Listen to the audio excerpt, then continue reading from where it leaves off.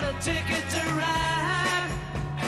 She's got a ticket to ride.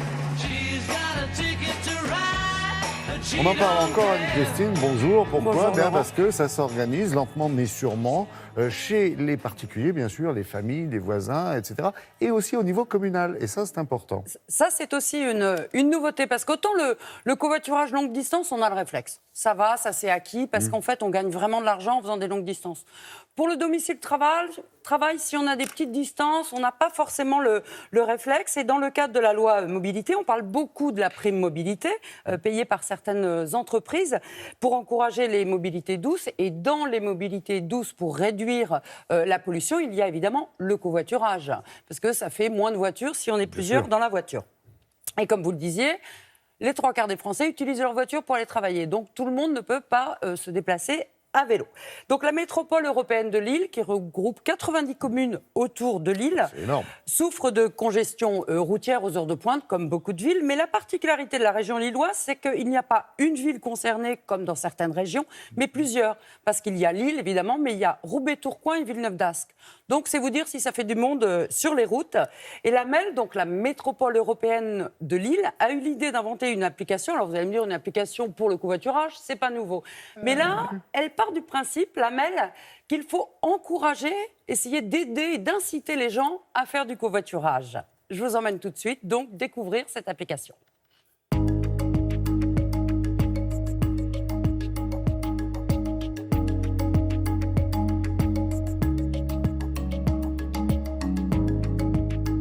La particularité de l'application, c'est que ce soit le conducteur ou que ce soit le passager, les deux sont gagnants. Donc ils vont bénéficier en fait de bons d'achat, en bons d'essence ou en bons cadeaux chez des partenaires d'Inevia.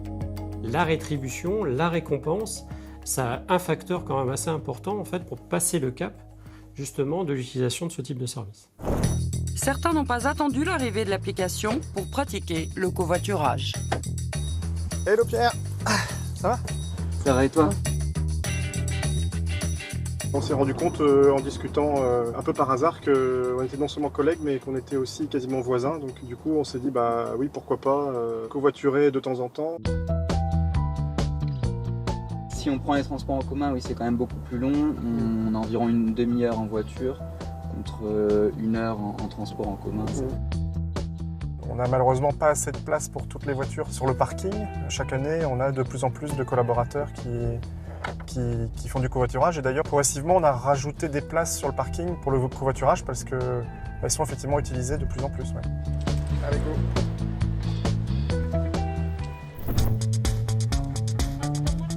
Suite à des soucis de train, Isabelle, passant près de mon domicile, m'a proposé de me déposer un soir où j'étais un peu restée coincée au travail. Et donc, c'était effectivement fort agréable. On a pu échanger sur notre journée, etc. Apprendre à se découvrir autrement que par le monde du travail. Finalement, on s'est dit qu'on avait envie de renouveler l'expérience. Tout à fait. Moi, comme je n'ai pas de gare à proximité de mon domicile, je n'ai pas d'autre choix que de prendre le véhicule. Et donc, c'est avec plaisir. Ça me permet aussi de ne pas être seule en voiture, de trouver des fois le temps dans des bouchons un peu moins longs. Ça a l'air de rouler ce soir, Isabelle. Oui, on sort enfin de Lille. Aujourd'hui, j'alterne les 3 moyens de transport, le train, la voiture seule et puis le covoiturage. En 4 ans, j'ai fait 95 000 km. Donc il est clair que de pouvoir gagner 50 km par jour grâce à ce covoiturage, au fil des semaines, ça permet de gagner quand même quelques milliers de kilomètres à l'année. Si nous n'avions pas fait cette expérience, je ne pense pas que nous aurions les relations d'aujourd'hui. Tout à fait. C'était un vrai plus, un vrai rapprochement, tout en gardant un respect de l'une envers l'autre. Et c'est vraiment une belle expérience humaine. Voilà, tout à fait.